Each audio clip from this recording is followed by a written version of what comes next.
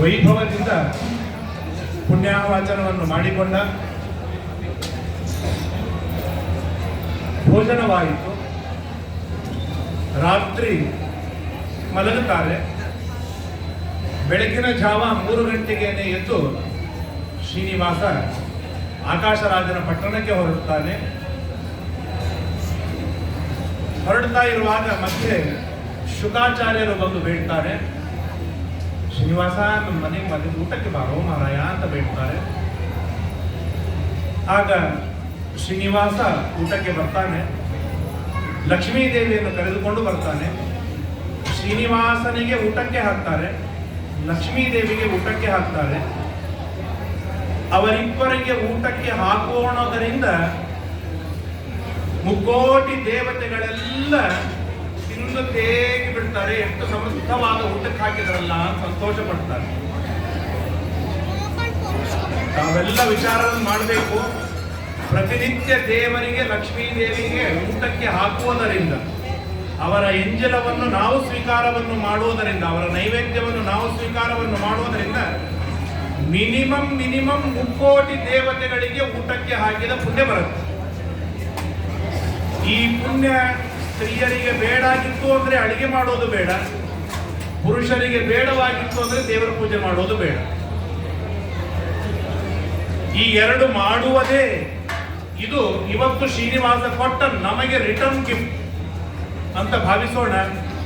ಇದರಲ್ಲಿ ಒಂದು 4 ಜನರಾದರೂ ಪೂಜೆ ಮಾಡದಿರುವವರು, ಮಾಡೋರಲ್ಲ, ಪೂಜೆ ಮಾಡದಿರುವವರು ಮಾಡುವುದಕ್ಕೆ ಸಿದ್ಧರಾಗಿ, ಅಡಿಗೆಯನ್ನು ಮಾಡಿಕೊಡುವುದಕ್ಕೆ ಸಿದ್ಧರಾಗಿ, ಮುಕ್ಕೋಟಿ ದೇವತೆಗಳಿಗೆ ಊಟಕ್ಕೆ ಹಾಕಿದ ಪುಣ್ಯ ಕುಳಿತಲ್ಲೇ ಬರುತ್ತೆ. ಅರ್ಧ ಗಂಟೆ ದೇವರ ಪೂಜೆ ಮಾಡುವುದರಿಂದ ಸಿಕ್ಕು ಬರುತ್ತೆ. ಹೀಗೆ ಎಲ್ಲರಿಗೂ ಶುಕಾಚಾರ್ಯ ಊಟಕ್ಕೆ ಹಾಕ್ತಾರೆ. ಅದಾದ ಮೇಲೆ ಆಕಾಶರಾಜನ ಪಟ್ಟಣಕ್ಕೆ ಹೋಗ್ತಾರೆ.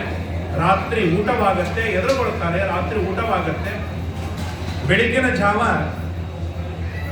ಶ್ರೀನಿವಾಸ ಹೇಳಿ ಕಳಿಸ್ತಾನೆ, ಬ್ರಾಹ್ಮಣರಿಗೆ ಊಟ ತಡ ಆಗುವ ಹಾಗಿಲ್ಲ.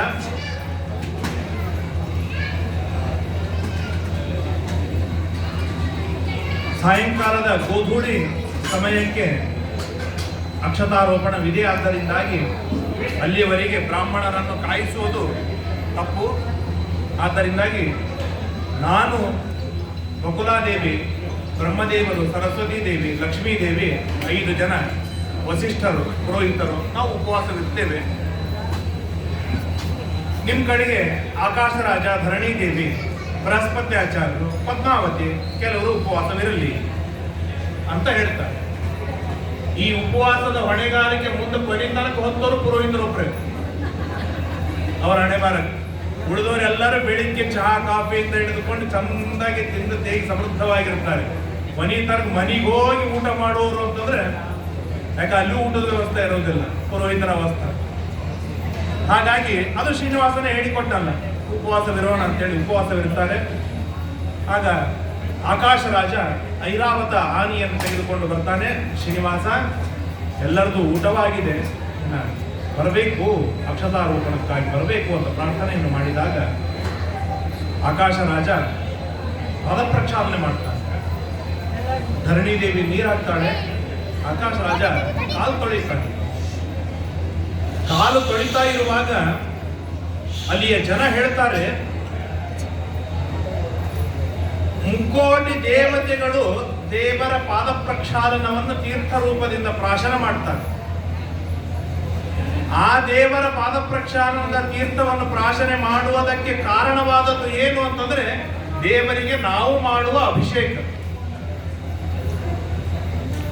ಸಣ್ಣ ಪುಟ್ಟ ನೀರಿನಿಂದ ನಮ್ಮ ಕೈಲಾದ ಶುದ್ಧವಾದ ಮಡಿಯಿಂದ ನಾವು ದೇವರಿಗೆ ನೀರನ್ನು ಅಭಿಷೇಕ ಮಾಡಿ ಪಾದ ಪ್ರಕ್ಷಾಲನವನ್ನು ಮಾಡಿದರೆ ಆ ತೀರ್ಥ ತೆಗೆದುಕೊಳ್ಳುವುದಕ್ಕೆ ಬ್ರಹ್ಮಾದಿ ದೇವತೆಗಳು ಓಡಿ ಬರ್ತಾರೆ, ತೆಗೆದುಕೊಳ್ತಾರೆ. ಎಷ್ಟು ದಿನ ಅಂತ ನಾವು ಇನ್ನೊಬ್ರು ಕೊಟ್ಟ ತೀರ್ಥ ತೆಗೆದುಕೊಳ್ಳೋದು? ನಾವು ಕೊಟ್ಟ ತೀರ್ಥನು ಬ್ರಹ್ಮದೇವರು ತಗೊಳ್ಳಲ್ಲ, ಯಾಕೆ ತಗೊಳ್ಳೋದಿಲ್ಲ? ಕೊಟ್ಟೆ ಕೊಡ್ತೀವಿ. ಪ್ರಾಣದೇವರಿಗೆ ತಗೋತಾರೆ, ಗರುಡ ದೇವರು ತಗೋತಾರೆ, ಶೇಷದೇವರು ತಗೋತಾರೆ, ಗಣಪತಿ ತೆಗೆದುಕೊಳ್ತಾನೆ, ಟೀಕಾರಾಯರು ತೆಗೆದುಕೊಳ್ತಾರೆ, ವ್ಯಾಸರಾಯರು ತೆಗೆದುಕೊಳ್ತಾರೆ, ರಾಯರು ತೆಗೆದುಕೊಳ್ತಾರೆ, ಎಲ್ಲರೂ ತೆಗೆದುಕೊಳ್ತಾರೆ. ಅದಕ್ಕೆ ನಾವು ತೀರ್ಥ ಕೊಡಬಾರದು ಅನ್ನೋದು ನಮ್ದು, ನಮ್ಮ ಮಡಿ ಹೆಚ್ಚಿದ್ದಕ್ಕಾಗಿ ಅವ್ರಿಗೆ ನಮ್ಗೆ ನಾವು ಕೊಡುವ ತೀರ್ಥ ತೆಗೆದುಕೊಳ್ಳುವ ಯೋಗ್ಯತೆ ಅವ್ರಿಗಿಲ್ಲ ಏನೋ ಗೊತ್ತಿಲ್ಲ, ಹಾಗಾಗಿ ಅವ್ರು ತೆಗೆದುಕೊಳ್ಳುವುದಿಲ್ಲ, ಕೊಡುವುದಿಲ್ಲ ನಾವು. ಆದರೆ ನಾವು ಕೊಟ್ಟ ತೀರ್ಥವನ್ನು, ದೇವರಿಗೆ ಅಭಿಷೇಕ ಮಾಡಿ ಕೊಟ್ಟ ತೀರ್ಥವನ್ನು 3,000,000 ದೇವತೆಗಳು ತೆಗೆದುಕೊಳ್ತಾರೆ. ಹಾಗಾಗಿ ಚೆನ್ನಾಗಿ ಪೂಜೆಯನ್ನು ಮಾಡು, ಅದನ್ನು ಪ್ರೋಕ್ಷಣೆಯನ್ನು ಮಾಡಿಕೊಳ್ತಾರೆ. ಪ್ರೋಕ್ಷಣೆಯನ್ನು ಮಾಡಿಕೊಂಡಾದ ಮೇಲೆ ಧರಣಿ ದೇವಿ ಅಲ್ಲಿರುವ ವಸುದಾನ ತನ್ನ ಮಗನಿಗೆ ಕೊಡ್ತಾನೆ. ಏ ಮಗ, ಈ ದೇವರಿಗೆ ಪಾದ ಪ್ರಕ್ಷಾಲನವನ್ನು ಮಾಡಿದ ನೀರಿದು, ಈ ನೀರನ್ನು ಇಡೀ ಪಟ್ಟಣವೆಲ್ಲ ಪ್ರೋಕ್ಷಣೆಯನ್ನು ಮಾಡಬೇಕು. ಮನೆ, ಕೋಶಾಗಾರ, ಧನಾಗಾರ, ಆಕಳು ಕಟ್ಟುವ ಮನೆ, ಕುದುರೆ ಕಟ್ಟುವ ಮನೆ, ನಾವು ಮಲಗುವ ಮನೆ, ಊಟ ಮಾಡುವ ಮನೆ, ಎಲ್ಲ ಕಣಗಳಲ್ಲಿ ಈ ಶ್ರೀನಿವಾಸನಿಗೆ ಪಾದ ಪ್ರಕ್ಷಾಲನೆ ಮಾಡಿದ ನೀರು ಪ್ರೋಕ್ಷಣೆಯನ್ನು ಮಾಡಬೇಕು. ಪರಮ ಶುದ್ಧವಾಗತ್ತೆ, ಪರಮ ಮಂಗಳವಾಗತ್ತೆ, ನಾನಾ ತರಹದ ಪಾಪಗಳು ದೂರ ಆಗತ್ತೆ, ವಿಚಿತ್ರವಾದ ಅನಿಷ್ಟಗಳೆಲ್ಲ ಪರಿಹಾರವಾಗತ್ತೆ. ವಿವಾಹಕ್ಕೆ ಪ್ರತಿಬಂಧಕವಾದ ಕೋಟಿ ಪಾಪಗಳು, ಲಕ್ಷ ಕೋಟಿ ಪಾಪಗಳು, ಆ ಎಲ್ಲ ಪಾಪಗಳು ದೇವರಿಗೆ ಅಭಿಷೇಕವನ್ನು ಮಾಡುವುದರಿಂದ ಪರಿಹಾರವಾಗುತ್ತೆ. ಸಂತಾನಕ್ಕೆ ಪ್ರತಿಬಂಧಕವಾಗಿರ್ತಕ್ಕಂಥ ನಾನಾ ತರಹದ ಪಾಪಗಳು, ಆ ಎಲ್ಲ ಪಾಪಗಳು ದೇವರಿಗೆ ನೈವೇದ್ಯವನ್ನು ಮಾಡುವುದರಿಂದ ಪರಿಹಾರವಾಗುತ್ತೆ. ಹಾಗಾಗಿ ದೇವರ ಪೂಜೆಗೆ ಏನಿದೆ ಬಹಳ ಅತ್ಯದ್ಭುತವಾದ ಪ್ರಾಶಸ್ತ್ಯವಿದೆ ನಮ್ಮಲ್ಲಿ. ಆಕಾಶ ರಾಜ ಆ ನಿಟ್ಟಿನೊಳಗೆ ವೈಭವದಿಂದ ದೇವರಿಗೆ ಶೃಂಗಾರವನ್ನು ಮಾಡಿದ, ನಾನಾ ವಿಧವಾಗಿರ್ತಕ್ಕಂಥ ಆಭರಣಗಳನ್ನು ಕೊಟ್ಟ, ಮಡೆ ಉಡಿಸಿದ, ಪರಮಾದ್ಭುತವಾದ ಕಾಂಚಿ ಪೀತಾಂಬರವನ್ನು ದೇವರಿಗೆ ಕೊಡ್ತಾನೆ. ದೇವರು ಉಡ್ತಾನೆ. ಓಡಾಡುವ ದೇವರು. ನಾವಿಟ್ಟ ಪ್ರತಿಮಾದೊಳಗೆ ಎಷ್ಟರ ಮಟ್ಟಿಗೆ ದೇವರು ಬರ್ತಾನೆ ಬಿಡ್ತಾನೆ ಗೊತ್ತಿಲ್ಲ. ನಾವೇನು ಆವಾಹನ ಮಾಡಿರ್ತೇವೆ ಬಿಟ್ಟಿರ್ತೇವೆ ಗೊತ್ತಿಲ್ಲ. ನಾವು ಎಷ್ಟು ಮೈಲಿಗೆ ಆಚಾರ ವಿಚಾರಗಳನ್ನು ರೂಢಿಸಿಕೊಂಡಿರ್ತೇವೆ ಗೊತ್ತಿಲ್ಲ. ಅದಕ್ಕೆಲ್ಲ ಅನುಗುಣವಾಗಿ ದೇವರು ಯಾವ ಮಟ್ಟಕ್ಕೆ ಸನ್ನಿಧಾನ ಇಟ್ಟಿರ್ತಾನೆ ಗೊತ್ತಿಲ್ಲ. ಆದರೂ ಸನ್ನಿಧಾನವಿರುತ್ತೆ. ಹಾಗಿರುವಾಗ ಅಂತಹ ದೇವರಿಗೆ ನಾವೇನೋ ಕೊಟ್ಟಿವಿ ಅನ್ನೋದು ನಮಗೆ ಫಲ ಸಿಗುತ್ತೆ. ಹೀಗಿರುವಾಗ ಓಡಾಡುವ ದೇವರಿಗೆ ಮಡಿ ಉಡಿಸ್ತಾನೆ, ಓಡಾಡುವ ದೇವರಿಗೆ ಅಭಿಷೇಕ ಮಾಡ್ತಾನೆ, ಓಡಾಡುವ ದೇವರಿಗೆ ಪಾದ ಪ್ರಕ್ಷಾಲನೆ ಮಾಡ್ತಾನೆ. ಹೀಗೆ ನಾನಾ ತರಹದಿಂದ ದೇವರನ್ನು ಪ್ರೀತಿ ಮಾಡುವುದು, ದೇವರನ್ನು ಚೆನ್ನಾಗಿ ಆರಾಧನೆಯನ್ನು ಮಾಡುವುದು. ಅಷ್ಟೆಲ್ಲ ಆದಾಗ ಎಲ್ಲ ಜ್ಯೋತಿಷ್ಕರು ಹೇಳ್ತಾರೆ. ಇದು ಕೂಡ ಬಹಳ ಗಮನದಲ್ಲಿ ಕೊಟ್ಟು ಕೇಳಬೇಕು. ಅನೇಕ ತಂದೆ ತಾಯಿಗಳಿದ್ದೀರಾ, ಅನೇಕ ವಿವಾಹವಾಗಿರುವ ವಧುವರರು ಕೂಡ, ಅರ್ಥಾತ್ ಭಾವಿ ವಧುವರರು ಇಲ್ಲಿ ಭಾಗವಹಿಸಿದ್ದಾರೆ. ಎಲ್ಲರ ಕಡೆಗೆ ಗಡಿಯಾರವಿರುತ್ತೆ, ಎಲ್ಲರ ಕಡೆಯೊಳಗೆ 2 ಮೊಬೈಲ್ಗಳಿರುತ್ತೆ. ಎಲ್ಲರೂ ಪ್ರಚಂಡ ಬುದ್ಧಿವಂತರು, ಶಾಣ್ಯರು. ಇಷ್ಟೆಲ್ಲ ಇದ್ದಾಗಲೂ 1-2 ಗಂಟೆ ಅಕ್ಷತಾರೋಪಣ ಮುಹೂರ್ತ ಮೀರಿದ ಮೇಲೇನೆ ಆಗತ್ತೆ. ಯಾಕಾಗತ್ತೆ? ಪುಣ್ಯವಿಲ್ಲ. ಕೆಟ್ಟ ಮುಹೂರ್ತದೊಳಗೆ, ಅರ್ಥಾತ್ ಏನೋ ಒಂದು ಮುಹೂರ್ತದೊಳಗೆ ಮಾಗುವ ದೌರ್ಭಾಗ್ಯ ಬರುತ್ತೆ. ಹಾಗಾಗಿ ಆ ದೌರ್ಭಾಗ್ಯವನ್ನು ಕಳೆದುಕೊಳ್ಳಬೇಕು. ಬಹಳ ಸ್ಪೆಸಿಫಿಕ್ ಆಗಿ ಗಮನ ಕೊಡಬೇಕು, ಬಹಳ ಲಕ್ಷ್ಯ ಕೊಡಬೇಕು. ಆಚಾರ್ಯ ಹೇಳ್ತಾರೆ, ಗಡಿಬಿಡಿ ಮಾಡ್ತಾರೆ, 2 ಸಲ 3 ಸಲ ಗಡಿಬಿಡಿ ಮಾಡ್ತಾರೆ, ಆಮೇಲೆ ಅವ್ರು ಬಿಟ್ಬಿಡ್ತಾರೆ. ನಾವೇ ಬಯಸ್ಕೊಳ್ಬೇಕು ಅಂತ, ನಮ್ದೇನದ ನಮ್ಮ ಕೆಲಸ ಮಾಡಿದ್ರೆ ಆಯ್ತು ಅಂತೇಳಿ. ವೈಯಕ್ತಿಕವಾಗಿ ನಮಗೆ ಜವಾಬ್ದಾರಿಗಳಿರಬೇಕು. ಆಗಿನ ಕಾಲದೊಳಗೆ ಒಂದು ಗಡಿಯಾರವಿಲ್ಲ, ಸಮಯವಿಲ್ಲ, ಏನೂ ಇಲ್ಲ. ಕೇವಲ ಆಕಾಶದ ಮೇಲೆ, ಅರ್ಥಾತ್ ಮೇಲಿನ ಫ್ಲೋರಿನೊಳಗೆ ಜ್ಯೋತಿಷ್ಕರು ಕೂತಿರ್ತಾರೆ. ಆ ಜ್ಯೋತಿಷ್ಕರು ಸೂರ್ಯನ ಚಲನವಲನವನ್ನು ಗಮನಿಸಿ, ನೆರಳು ಹೇಗೆ ಬಿದ್ದಿದೆ ಅದನ್ನು ನೋಡಿಕೊಂಡು, ಆಗ ಆ ಜ್ಯೋತಿಷ್ಕರು ಜೋರಾಗಿ ಹೇಳ್ತಾರೆ, ಸಾವಧಾನ. ಸಾವಧಾನ ಅಂದ್ರೆ ಎಲ್ಲರೂ ಈಚೆ ಲಕ್ಷ್ಯ ಕೊಡಿ, ಈಚೆ ಗಮನವನ್ನು ಕೊಡಿ, ಸಾವಧಾನ. ಹಾಗೆ ಶುಭ ಮುಹೂರ್ತ, ಸುಮುಹೂರ್ತ ಇಲ್ಲಿ ಬಂದಿದೆ ಅಂತ ಎಲ್ಲ ಜ್ಯೋತಿಷ್ಕರು ಏಕಕಾಲಕ್ಕೆ ಹೇಳಿದಾಗ ಅಕ್ಷತಾರೋಪಣವನ್ನು ಮಾಡ್ತಾರೆ. ಎಂತ ಅದ್ಭುತವಾದ ಅಕ್ಷತಾರೋಪಣ ಅಂತಂದ್ರೆ, ಈ ಎಲ್ಲ ಕಾನ್ಸೆಪ್ಟ್ಗಳು ನಮ್ಮಲ್ಲಿ ಬರಬೇಕು. ಅದಕ್ಕಾಗಿ ನಾನು ಒತ್ತಿ ಹೇಳ್ತೇನೆ, ಕಥೆ ತಾವೆಲ್ಲ ಕೇಳಿದ್ದು. ನಾವು ಹಾಕಿದ ಅಕ್ಷತ ಅದು ನೇರವಾಗಿ ವಧೂವರರ ಮೇಲೆ ಬೀಳಬೇಕು. ಈಗಿನ 99% ಕಲ್ಯಾಣ ಮಂಟಪ ಈಗ ಅಕ್ಷತಾ ಅಲ್ಲಿರುತ್ತೆ. ಜನರೆಲ್ಲ ಅವ್ರು ಹಾಕಿದ ಅಕ್ಷತಾ ಯಾವ ಕಾರಣಕ್ಕೂ ವಧುವರರ ಮೇಲೆ ಬರುವುದೇ ಇಲ್ಲ. ಹಾಗಾದ್ರೆ ಹೇಗಿರ್ಬೇಕು ಕಲ್ಯಾಣ ಮಂಟಪ? ಈಗ ಟೆನ್ನಿಸ್ ಕೋರ್ಟ್ ಇರುತ್ತೆ, ಟೆನ್ನಿಸ್ ಮ್ಯಾಚ್ ನಡೀತಾ ಇರುವಾಗ ತಾವ್ಯಾರಾದ್ರೂ ನೋಡಿರ್ಬೋದು, ಟೆನ್ನಿಸ್ ಕೋರ್ಟ್ ಇರುತ್ತೆ, ಮಧ್ಯದೊಳಗೆ ಗ್ರೌಂಡು, ಆಚೆ ಈಚೆ ಕೂಡ್ಲಿಕ್ಕೆ ಎಲ್ಲರಿಗೂ ವ್ಯವಸ್ಥೆ ಮಾಡಿರ್ತಾರೆ.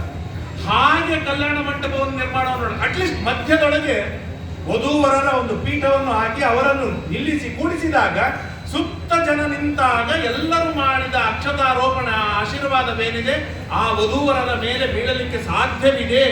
ಈ ರೀತಿಯಾದ ಕಾನ್ಸೆಪ್ಟಿನೊಳಗೆ ವಿಶ್ವಕರ್ಮ ಸಭಾಭವನವನ್ನು ನಿರ್ಮಾಣವನ್ನು ಮಾಡಿರ್ತಾರೆ. ನಮ್ಮ ಹಾಗೆ ಒಂದು 50-100 ಜನ ಇಂತ ಮದುವೆ ಅಲ್ಲ, ಎಷ್ಟು ಜನ? ಮಿನಿಮಮ್ 3 ಕೋಟಿ ದೇವತೆಗಳು, 3 ಕೋಟಿ ಜನ ಸೇರಿದ್ದಾರೆ. ಆಗ ಅಕ್ಷತೆಯನ್ನು ಕೊಡ್ತಾರೆ. ಎಂತ ದಿವ್ಯವಾದ ಅಕ್ಷತೆ! ಈಗೆಲ್ಲ ಇವು ಏನಂತಾರೆ, ಥರ್ಮಾಕೋಲ್ ಇರ್ತಾವೆ, ನೀವು ಊದು ನಾನು ಊದು ಅಂತೇಳಿ. ಹಾಗೆಲ್ಲ ಹುಚ್ಚುಚ್ಚು ಚೆನ್ನಾಗಿ ಮುತ್ತು ರಕ್ತಗಳಿಂದ ಕೂಡಿರ್ತಕ್ಕಂಥ ದಿವ್ಯವಾದ ಅಕ್ಷತೆಯನ್ನು ಕೊಟ್ಟಾಗ ಆಗ ಲಕ್ಷ್ಮೀರ್ಯಸ್ಯ ಪರಿಗ್ರಹ ಕಮಲಭೂ ಸುನರ್ಗರುತ್ಮಾನ್ ವ್ರತಃ ಪೌತ್ರಶ್ಚಂದ್ರ ವಿಭೂಷಣ ಸುರಗುರು ಶೇಷಶ್ಚ ಶಯ್ಯಾಸನ ಬ್ರಹ್ಮಾಂಡಂ ವರಮಂದಿರಂ ಸುರಗಣಾಃ ಯಸ್ಯ ಪ್ರಭೋ ಸೇವಕಾಃ ಸತ್ರೈಲೋಕ್ಯ ಕುಟುಂಬ ಪಾಲನ ಪರಾಃ ಕುರ್ಯಾತ್ ಸದಾ ಮಂಗಲಂ ಎಂಬುದಾಗಿ ಹೇಳ್ತಾ ಅಕ್ಷತಾರೋಪಣವನ್ನು ಪದ್ಮಾವತಿ ಹಾಗೂ ಶ್ರೀನಿವಾಸನ ಅಲ್ಲಿ ಮಾಡ್ತಾ ಇದ್ದಾರೆ. ಆಗ ಹಬ್ಬವೇ ಹಬ್ಬ, ಉತ್ಸಾಹ ಅಂದ್ರೆ ಉತ್ಸಾಹ. ಎಲ್ಲ ದೇವತೆಗಳಿಗೆ, ಎಲ್ಲ ಜನರಿಗೆ, ಅಲ್ಲಿರುವ ಭಾಗವಹಿಸಿದವರಿಗೆಲ್ಲರಿಗೂ ಕೂಡ ಈಗ ನಮಗೆ ಒಂದು ಆನಂದವಿದೆ. ಮೂರ್ತಿಯಲ್ಲಿ, ಈ ಮೂರ್ತಿಯಲ್ಲಿ ಕಲ್ಯಾಣೋತ್ಸವ ಮಾಡಿದ್ದಕ್ಕಾಗಿ ನಮಗೆ ಖುಷಿ ಇದೆ. ಓಡಾಡುವ ದೇವರ ಮದುವೆಯೊಳಗೆ ಭಾಗವಹಿಸಿದ್ದಾರೆ ಅಂತಂದ್ರೆ ಅವರ ಖುಷಿ ಯಾವ ಮಟ್ಟದಲ್ಲಿ ಇರ್ಲಿಕ್ಕಿಲ್ಲ. ಹರೇ ಶ್ರೀನಿವಾಸ, ನನಗೆ ಕೇಳಿಸ್ಲಿಲ್ಲ. ಹರೇ ಶ್ರೀನಿವಾಸ, ದೇವರಿಗೆ ಕೇಳಿಸ್ಬೇಕು, ಆ ಉತ್ಸಾಹ ಇರಬೇಕು. ಆಗ ವೈಭವದಿಂದ ಅಕ್ಷತಾರೋಪಣವನ್ನು ಮಾಡ್ತಾ ಇದ್ದಾರೆ. ಅಕ್ಷತಾರೋಪಣವನ್ನು ಮಾಡ್ತಾ ಇರುವಾಗ ಎಲ್ಲ ದೇವತೆಗಳು ಪ್ರಾರ್ಥನೆಯನ್ನು ಮಾಡ್ತಾರೆ.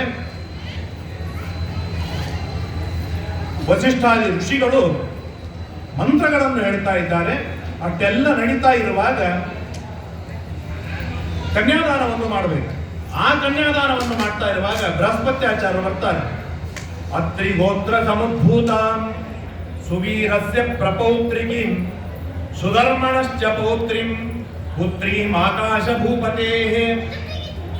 ಸುವೀರರಾಜನ ಮರಿಮಗಳಾದ, ಸುಧರ್ಮರಾಜನ ಮೊಮ್ಮಗಳಾದ, ಆಕಾಶರಾಜನ ಮಗಳಾದ, ವಸಿಷ್ಠ ಗೋತ್ರದಲ್ಲಿ ಹುಟ್ಟಿ ಬಂದ ಈ ಪದ್ಮಾವತಿಯನ್ನು ಶ್ರೀನಿವಾಸ ಯಯಾತಿರಾಜನ ಮರಿಮಗನಾದ, ಶೂರಸೇನ ರಾಜನ ಮೊಮ್ಮಗನಾದ, ವಸುದೇವನ ಮಗನಾದ ಶ್ರೀನಿವಾಸನಿಗೆ ನಾವು ಕೊಡ್ತಾ ಇದ್ದೇವೆ ಎಂಬುದಾಗಿ ಅತ್ಯಂತ ಪ್ರೀತಿಯಿಂದ, ಅಂತಃಕರಣದಿಂದ ಕೈ ಎತ್ತಿ ಕನ್ಯಾದಾನವನ್ನು ಮಾಡ್ತಾರೆ. ಕನ್ಯಾದಾನವನ್ನು ಮಾಡ್ತಾ ಇರುವಾಗ ಅಲ್ಲಿ ವರದಕ್ಷಿಣೆಯನ್ನು ಕೊಡಬೇಕು. ಏನ್ ಕೊಟ್ಟ ಶ್ರೀನಿವಾಸನಿಗೆ ವರದಕ್ಷಿಣೆ ಅಂತ ಕೇಳಿದಾಗ ಹೇಳ್ತಾರೆ, ಕೋಟಿ ಸಂಖ್ಯಾ ನಿಷ್ಕಪುಂಜ ಬಂಗಾರದ ನಾಣ್ಯಗಳು. ಎಷ್ಟಿತ್ತು ಅಂದ್ರೆ 1 ಕೋಟಿ ಬಂಗಾರದ ನಾಣ್ಯಗಳನ್ನು ಮೊಟ್ಟ ಮೊದಲಿಗೆ ಶ್ರೀನಿವಾಸನಿಗೆ ವರದಕ್ಷಿಣೆಯಾಗಿ ಕೊಟ್ಟ. ಅದಾದ ಮೇಲೆ ಕಿರೀಟಂ ಶತಭಾರಂಚ, ವಜ್ರ ಖಚಿತವಾದ ಅತ್ಯದ್ಭುತವಾದ ಪರಮಾದ್ಭುತವಾದ ಕಿರೀಟವನ್ನು ಶ್ರೀನಿವಾಸನಿಗೆ ಸಮರ್ಪಣೆಯನ್ನು ಮಾಡ್ತಾನೆ.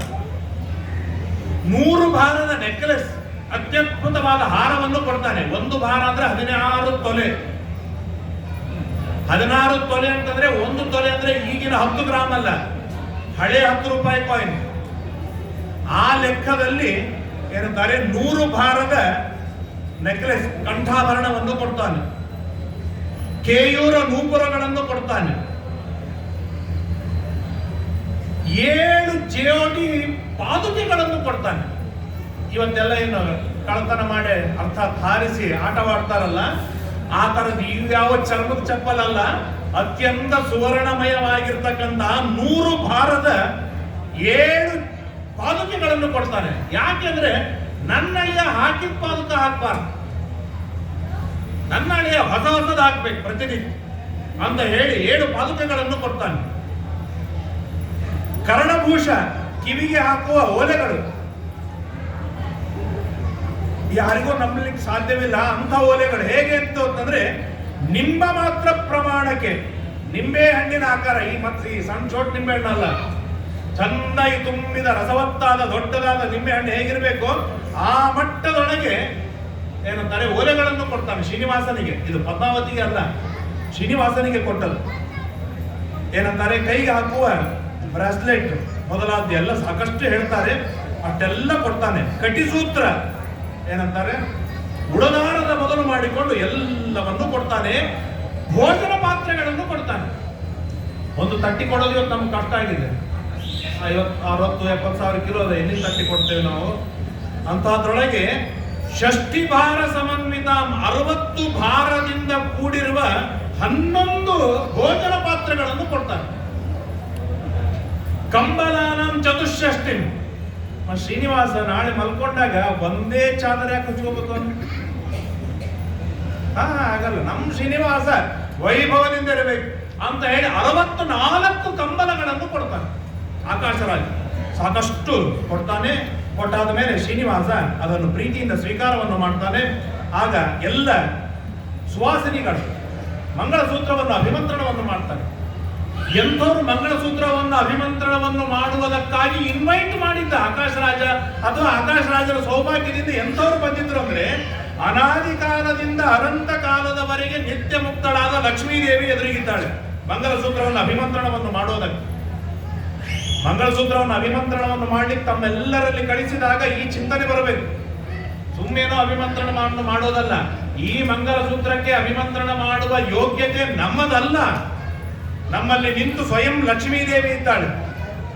100 ವರ್ಷಗಳ ಕಾಲ ಬ್ರಹ್ಮಮಾನದ ಪ್ರಕಾರ ಅತ್ಯಂತ ಅತ್ಯಂತ ಅತ್ಯಂತ ಏನಂತಾರೆ ಸುಮಂಗಲಿಯಾದ ಭಾರತೀ ದೇವಿ, ಸರಸ್ವತೀ ದೇವಿ, ಗಾಯತ್ರಿ ದೇವಿ, ಉಮಾದೇವಿ, ಸೌಪರ್ಣಿ, ವಾರುಣಿ, ಶಚಿ, ರತಿ, ವಸಿಷ್ಠರ ಮಡದಿಯಾದ ಅರುಂಧತಿ ಮೊದಲಾದ ಮಹಾ ತೇಜಸ್ವಿಗಳು, ತಪಸ್ವಿಗಳು, ಓಜಸ್ವಿಗಳು, ರಾಶಿ ರಾಶಿ ಪುಣ್ಯವನ್ನು ಸಂಪಾದನೆಯನ್ನು ಮಾಡಿಕೊಂಡವರು. ಅಂದ್ರೆ ನಮ್ಮ ಕಾರ್ಯಕ್ರಮಗಳಲ್ಲಿ ಆಚಾರಗಳನ್ನು ನಾವು ಯಾಕೆ ಕರಿತೇವೆ, ಯಾಕೆ ಕರಿಬೇಕು ಅಂತಂದ್ರೆ ಎಲ್ಲ ಕಾನ್ಸೆಪ್ಟ್ಗಳು ಬಹಳ ವಿಚಿತ್ರವಾಗಿದೆ. 10 ರೂಪಾಯಿ ಇರುವವನ ಹತ್ರ ನಾನು ಹೋಗಿ ಏನಾದ್ರೂ ಡೊನೇಷನ್ ಕೇಳಿದ್ರೆ ಅವನು ಏನ್ ಕೊಡ್ತಾನೆ ಹೇಳಿ? ನನ್ನ ಕುಟುಂಬಕ್ಕೆ ಕಟಾಂಕಟಿ 10 ರೂಪಾಯಿ ಆಗಿ ಹೋಗುತ್ತೋ ಮಾರಾಯ ಬ್ರಾಹ್ಮಣ, ನಿನಗೆ ಏನ್ ನಾನು ಕೊಡ್ಲಿ ಅಂತ ದುಃಖ ಪಡ್ತಾನೆ. ಯಾರಿಗೆ ತನ್ನ ಜೀವನದ ಹೊಣೆಯನ್ನು ಮೀರಿದ ಹಣವಿದೆ ಅವರ ಹತ್ರ ಹೋಗಿ ನಾವು ಡೊನೇಷನ್ ಕೇಳಿದಾಗ ಸಮೃದ್ಧವಾಗಿ ಸಿಗತ್ತೆ. ಹಾಗೆ ಅದೇ ಕಾನ್ಸೆಪ್ಟಿನೊಳಗೆ ನಮ್ಮ ವಿವಾಹ ಮಹೋತ್ಸವಗಳಲ್ಲಿ ಎಷ್ಟು ಪುಣ್ಯವಂತರು ಬಂದಿರಬೇಕು ಅಂತಂದ್ರೆ ತಮ್ಮ ಲೈಫು, ತಮ್ಮ ಜೀವನಕ್ಕೆ ಬೇಕಾದ ಪುಣ್ಯಕ್ಕಿಂತಲೂ ಅತಿಶಯ ಹೆಚ್ಚಿನ ಮಟ್ಟದಲ್ಲಿ ಪುಣ್ಯವನ್ನು ಸಂಪಾದನೆಯನ್ನು ಮಾಡಿದವರಿದ್ದರೆ ಅವರ ಅನುಗ್ರಹದಿಂದ ಆ ಪುಣ್ಯ ನಮಗೆ ಸಿಗತ್ತೆ. ಸೊಟ್ಟು ಬಾರಿ ನಮ್ಮಲ್ಲೇ ಪುಣ್ಯವಿಲ್ಲ, ನಾ ಏನು ಅಕ್ಷತ ಹಾಕಿದ್ರೆ ಏನ್ ಪುಣ್ಯ ಸಿಕ್ಕಿತ್ತು ವಧುವರರಿಗೆ. ಈ ಕಾರಣದಿಂದ ಈ ಕಾನ್ಸೆಪ್ಟಿನೊಳಗೆ ನಾವು ಅನೇಕ ಬ್ರಾಹ್ಮಣರನ್ನು ಕರೆಯುವುದು, ಅನೇಕ ಬ್ರಾಹ್ಮಣರಿಗೆ ಊಟಕ್ಕೆ ಹಾಕುವುದು, ಅವರನ್ನು ಸಂತೋಷಪಡಿಸುವುದು, ನೀವು ಕೊಡುವ ಪುಣ್ಯವೇ ನಮ್ಮ ವಧುವರರ ವೈಭವದ ಜೀವನಕ್ಕೆ ನಾಂದಿಯಾಗತ್ತೆ ಅಂತ. ಹಾಗಾಗಿ ಇಷ್ಟೆಲ್ಲ ಜ್ಞಾನಿಗಳು ಬಂದು ಅವರ ಅಭಿಮಂತ್ರಣವನ್ನು ಮಾಡ್ತಾರೆ. ಮಾಂಗಲ್ಯಂ ತಂತು ನಾನೇನ ಜಗಜ್ಜೀವನ ಹೇತುನ ಕಂಠೇ ಬದ್ಧಾಮಿ ಸುಭಗೆ ಚಿರಂಜೀವ ಮಯಾ ಸಹ. ಈ ಮಾಂಗಲ್ಯ ತಂತುವನ್ನು ನಾನು ಕಟ್ತಾ ಇದ್ದೇನೆ. ನೀನು ಜಗತ್ತಿನ ಎಷ್ಟು ವಿಚಿತ್ರ ನೋಡಿ ದೇವರ ಕಾನ್ಸೆಪ್ಟ್. ನನಗಾಗಿ ನಾನು ಮಾಂಗಲ್ಯ ಬಂಧನ ಮಾಡ್ತಾ ಇಲ್ಲ, ನಿನ್ನಿಂದ ನನಗೇನು ಖುಷಿ ಇಲ್ಲ, ನಿನ್ನಿಂದ ನನಗೇನು ಬೇಕಿಲ್ಲ, ನೀನಲ್ಲ ಲಕ್ಷ್ಮೀದೇವಿಯಿಂದಲೇ ನನಗೇನು ಬೇಕಾಗಿಲ್ಲ. ಆದ್ರೆ ನಾನು ಯಾಕೆ ಮಾಂಗಲ್ಯ ಬಂಧನ ಮಾಡ್ತೇನೆ ಅಂತಂದ್ರೆ ಇದು ಜಗತ್ತಿಗೆ ಒಳಿತಾಗಬೇಕು, ಜಗತ್ತಿಗೆ ಕ್ಷೇಮವಾಗಬೇಕು. ಈ ಮಾಂಗಲ್ಯ ಬಂಧನದ ಕಥಾನಕವನ್ನು ಯಾರು ಕೇಳ್ತಾರೆ ಅವರು ಎಲ್ಲರಿಗೂ ಕೂಡ ಅತ್ಯಂತ ಶೀಘ್ರದೊಳಗೆ ಪರಮಮಂಗಲಗಳಾಗಬೇಕು ಅಂತ ಹೇಳಿ ಶ್ರೀನಿವಾಸ ತಾನು ಮಾಂಗಲ್ಯ ಬಂಧನವನ್ನು ಮಾಡ್ತಾನೆ. ಮಾಂಗಲ್ಯ ಬಂಧನವನ್ನು ಮಾಡಿದಾಗ ರತ್ನಪೀಠೆ ಪ್ರತಿಷ್ಠಾಪ್ಯ, ಅಷ್ಟರವರೆಗೆ ವಿವಾಹ, ಅಲ್ಲಿವರೆಗೆ ಮುಗಿಯುತ್ತೆ. ಅಷ್ಟರೊಳಗೆ ಸಾಯಂಕಾಲವಾಗಿರ್ತದೆ. ಬಂಗಾರದ ಪೀಠವಾಗಿ ಶ್ರೀನಿವಾಸನಿಗೆ ಊಟಕ್ಕೆ ಕೂಡುತ್ತಾರೆ. ವೈಭವದಿಂದ ಶ್ರೀನಿವಾಸ ಊಟ ಮಾಡ್ತಾನೆ. ಮರು ದಿವಸ ಮುಂದಿನ ಎಲ್ಲ ಕಾರ್ಯಕ್ರಮಗಳನ್ನು ಮಾಡ್ತಾರೆ. ಆಗ ಶ್ರೀನಿವಾಸ ಹೇಳ್ತಾನೆ, ಆಕಾಶರಾಜ ಇನ್ನು ನಾನು ಹೊರಡು. ಆಗ ಧರಣಿ ದೇವಿ ಹೇಳ್ತಾಳೆ, ಆಕಾಶರಾಜ ಇಬ್ರು ಕೂಡ ಹೇಳ್ತಾರೆ, ಹಲೋ ಶ್ರೀನಿವಾಸ, ತಿಂಗಳು ಇದ್ದೋಗಲ್ಲ, ಸಂತೋಷ ಆಗತ್ತೆ. ಯಾಕೆಂದ್ರೆ ಲಾಲಿತಾಂ ಪಾಲಿತಾಂ ಪುತ್ರೀಂ ನವಮಾಸ ಧೃತಾಮಯ. ಧರಣಿ ಹೇಳ್ತಾಳೆ, 9 ತಿಂಗಳವರೆಗೆ ಹೆತ್ತು ಹೊತ್ತು ಸಾಕಿ ಸಲಹಿ ಇಷ್ಟು ಒಳ್ಳೆ ಸಂಸ್ಕಾರವನ್ನು ಕೊಟ್ಟು ಶುದ್ಧವಾದ ಸದಾಚಾರವನ್ನು ತಿಳಿಸಿ ಧಾರ್ಮಿಕರನ್ನಾಗಿ ಮಾಡಿ ತತ್ವಜ್ಞಾನಿಯನ್ನಾಗಿ ಮಾಡಿ ವಿದ್ಯಾವಂತನನ್ನಾಗಿ ಮಾಡಿ ಸೌಭಾಗ್ಯವಂತನನ್ನಾಗಿ ಮಾಡಿ ಇಷ್ಟೆಲ್ಲ ವೈಭವದಿಂದ ಸಾಕಿ ಬೆಳೆಸಿದ್ದೇನೆ. ಭಾರಿ ವಿಚಿತ್ರ. ಈಗಿನ 28 ವರ್ಷಕ್ಕೆ ಮದುವೆ ಅಲ್ಲ ಹೆಣ್ಮಕ್ಳು, ಅತಿ ಸಣ್ಣ ವಯಸ್ಸಿಗೆನೆ ಮದುವೆ. ಹಾಗಾಗಿ ಅತ್ತೆ ಈಗ ಹುಟ್ಟಿದಾಳೋ ಮತ್ತೆ ಹುಟ್ಟಿದಾಳೆ ಕೊಟ್ಟು ಕಳಿಸ್ತಾ ಇದ್ದೇನೆ ಅಂತ ಹೇಳಿ ಅವಳು ಕಣ್ಣೀರಿಡ್ತಾಳೆ. ಆಗ ರಾಜ ಮಾತನಾಡ್ತಾನೆ, ಹಾ ಪುತ್ರಿ ಮಂದಭಾಗ್ಯೋಹಂ ತತ್ವಿಯೋಗೇನ ಕೇವಲಂ. ನೀನು ಹೊರಟಿ ಅಂತಂದ್ರೆ ನಿನ್ ಜೊತೆ ನಮ್ಮ ಭಾಗ್ಯ ಹೋಯ್ತು. ಸೌಭಾಗ್ಯವಾದ ಮೇಲೆ ನಾವೇನ್ ಮಾಡೋಣ? ಯಾಕೆ ಸೌಭಾಗ್ಯದ ಲಕ್ಷ್ಮಿ ಅವಳು ಇರೇ ಅಂತ ಅವನು ಬೇಡ್ಕೊಳ್ತಾನೆ. ತೋಂಡಮಾನ ಮಾತನಾಡ್ತಾನೆ, ವಯಂ ದರಿದ್ರ ನಿರ್ಭಾಗ್ಯ ಕೃಪಣ ದೀನಚೇತತ ವಯಂ ಮರಣ ಮಾಪನ್ನ. ನನ್ನ ಪಾಲಿಗೆ ನೀನು ಶ್ವಾಸೋಚ್ಛ್ವಾಸವಿದ್ದ ಹಾಗೆ ನೀನು ಹೊರಟಿ ಅಂತಂದ್ರೆ ಏನ್ ನಮ್ಮ ಅವಸ್ಥೆ ಅಂತ ಅವಳು ಕಣ್ಣೀರಿಡ್ತಾನೆ. ಆಗ ವಸುದಾನ ಮಾತನಾಡ್ತಾನೆ, ಸಣ್ಣ ಹುಡುಗ.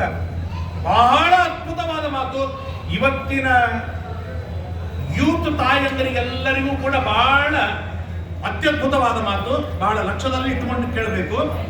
ವಸುದಾನ ಹೇಳ್ತಾನೆ, ಮಾತರ್ಮಾಂ ಬಾಲಕಂ ತ್ಯಕ್ವಾ ಯಥಾ ಲೋಕೆ ಧನಾರ್ಜಕ ಗಚ್ಚೇ ತಥಾ ಮಾಂ ಭಗಿನಿ ತ್ಯಕ್ವಾ ತ್ವಂ ಕೊನು ಗಚ್ಚಸಿ.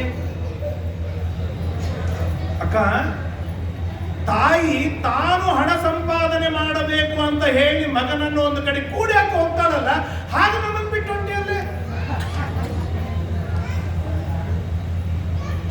ತಾಯಿ ಕೆಲಸಕ್ಕೆ ಹೋಗ್ಲಿಕ್ಕೆ ಶುರು ಮಾಡಿದ್ಮೇಲೆ ಈ ಬಿಬಿ ಸೆಟ್ಟಿಂಗ್ಸ್ ಬಂದು,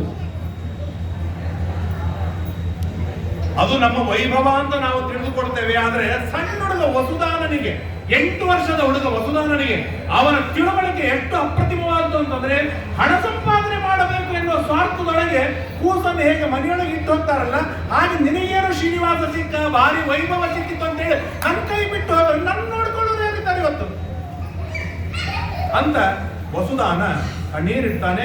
ಹೀಗೆ ಎಲ್ಲ ನಡೀತಾ ಇರ್ತದೆ. ಇಷ್ಟೆಲ್ಲರೂ ಅಳುತ್ತಾ ಇರುವಾಗ ಶ್ರೀನಿವಾಸ ಅಳ್ಲಿಕ್ಕೆ ಶುರು ಮಾಡಿಬಿಟ್ಟ.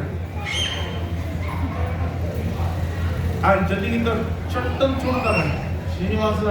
ಅಳೋರು ಹೆಣ್ಣಿನವ್ರು ಅಳ್ಬೇಕಲ್ಲ, ನೀ ಅಳಬಾರ್ದು, ನೀನ್ ಯಾಕೆ ಕಣ್ಣೀರಿಟ್ಟಿಗತ್ತೆ. ಆಗ ಶ್ರೀನಿವಾಸ ಹೇಳ್ತಾನೆ, ಅಷ್ಟಾಗ ಸುಧಾರಿಸಿಕೊಂಡು ಶ್ರೀನಿವಾಸ ಹೇಳ್ತಾನೆ, ನಾನ್ ಅಳೋದಲ್ಲೋ ಮಾರಾಯ, ನನ್ ತಂಗಿ ಮದುವೆ ಮಾಡ್ತಾ ಇರುವಾಗ ನಾನು ಗಡಿಬಿಡಿಗಳಿಗೆ ರಾತ್ರಿ 12ಕ್ಕೆ ಮದುವೆ ಮಾಡಿ ಮುಗಿಸ್ಬಿಟ್ಟೆ. ಯಾರು ಇದ್ದಿದ್ದಿಲ್ಲ. 12 ಅಂದ್ರೆ ರಾತ್ರಿ ಅಲ್ಲ, ಬೆಳಿಗ್ಗೆ ಹೊತ್ತು ಯಾರು ಇರ್ಲಿಲ್ಲ. ಬಂದೆ ಗಡಿಬಿಡಿಗಳಿಗೆ ಏನೋ ಮಾಡಿ ಪುಣ್ಯವಂತ ಮಾಡಿ ಮುಗಿಸ್ಬಿಟ್ಟೆ. ಆಗ ಹಳ್ಳಿಗೆ ಟೈಮೇ ಇರ್ಲಿಲ್ಲ. ಹಾಗಾಗಿ ಅದು ನೆನಪಾಯ್ತು. ಆದ್ರಿಂದ ನಾನು ಕಣ್ಣೀರಿಡ್ತಾ ಇದ್ದೇನೆ ಅಂತೇಳಿ ಶ್ರೀನಿವಾಸ ಅದನ್ನು ಸುಧಾರಿಸಿಕೊಳ್ತಾನೆ. ಆಗ ಆಕಾಶರಾಜನಿಗೆ ಪ್ರದಕ್ಷಿಣೆ ಹಾಕ್ತಾನೆ ಶ್ರೀನಿವಾಸ ಪದ್ಮಾವತಿ. ತಂದೆ ತಾಯಿಗಳನ್ನು ಕೂಡಿಸಿ, ಅಂದ್ರೆ ಇವು ಎಲ್ಲ ಏನಾಗಿದೆ ಅಂತಂದ್ರೆ, ಇವತ್ತು ನಮ್ಮಲ್ಲಿ ನಾನು ಮೊದಲನೇ ದಿನ ಒಂದು ಮಾತು ಹೇಳಿದ್ದೆ, ಇವತ್ತು ಹೆಚ್ಚು ಜನ ಇದ್ದೀರಾ ಅದರಿಂದ ಮತ್ತೊಮ್ಮೆ ಹೇಳ್ತೇನೆ ನಾನು. ಈಗ ಕೆಲವೊಮ್ಮೆ ನಮ್ಮಲ್ಲಿ ಪದ್ಧತಿ ಇಲ್ಲ, ಆ ಪದ್ಧತಿ ಇಲ್ಲ, ಈ ಪದ್ಧತಿ ಇಲ್ಲ ಅಂತ ನಮ್ಮಲ್ಲಿ ಒಂದು ಬಾಯಿಯೊಳಗೆ ಬರ್ತಿರ್ತದೆ. ಇವತ್ತು ಇಲ್ಲಿ ಕುಳಿತುಕೊಂಡಿರುವ ನಮ್ಮೆಲ್ಲರ ದೊಡ್ಡ ಜವಾಬ್ದಾರಿ ಏನು ಅಂತಂದ್ರೆ, ಮುಂದೆ ನನ್ನ ಮೊಮ್ಮಗ ದೇವ ಪೂಜೆ ಮಾಡೋ ಪದ್ಧತಿ ನಮ್ಮಲ್ಲಿ ಇಲ್ಲ ಅಂತ ಹೇಳಬಾರ್ದು. ಮನೆಯೊಳಗೆ ಬ್ರಾಹ್ಮಣರಿಗೆ ಊಟಕ್ಕೆ ಹಾಕುವ ಪದ್ಧತಿ ನಮ್ಮಲ್ಲಿ ಇಲ್ಲ. ಮಠದೊಳಗೆ ಹಾಕ್ತೀವಿ ನಾವು. ಅಲ್ಲೇ ನಮ್ಮ ಅಪ್ಪ ಹಂಗೆ ಹಾಕ್ಯಾರ, ನಮ್ಮ ಅಜ್ಜ ಹಂಗೆ ಹಾಕ್ಯಾರ, ಎಲ್ಲರೂ ಹಂಗೆ ಹಾಕ್ಯಾರ, ನಮ್ಮನೆಯೊಳಗೆ ನಾವು ಪದ್ಧತಿ ಇಲ್ಲ ಅಂತ ಅನ್ಬಾರ್ದು. ಪದ್ಧತಿ ಏನಿತ್ತು ಅಂದ್ರೆ, ತಂದೆ ತಾಯಿಗಳನ್ನು ಕೂಡಿಸಿ ಆ ವಧೂವರರು ಇಬ್ಬರು ಕೂಡಿ ಪ್ರದಕ್ಷಿಣೆ ಹಾಕಿ ನಮಸ್ಕಾರವನ್ನು ಮಾಡಬೇಕು. ನಿಂತು ಹೋಗಿದೆ. ಯಾಕೆ ನಿಂತು ಹೋಯ್ತು? ನಮ್ಮ ಹಿರಿಯರು ನಿಲ್ಲಿಸಿದರು. ಹೀಗೆ ನೂರಾರು ಧರ್ಮಗಳನ್ನು ನಾವು ನಿಲ್ಲಿಸುವುದು ಬೇಡ.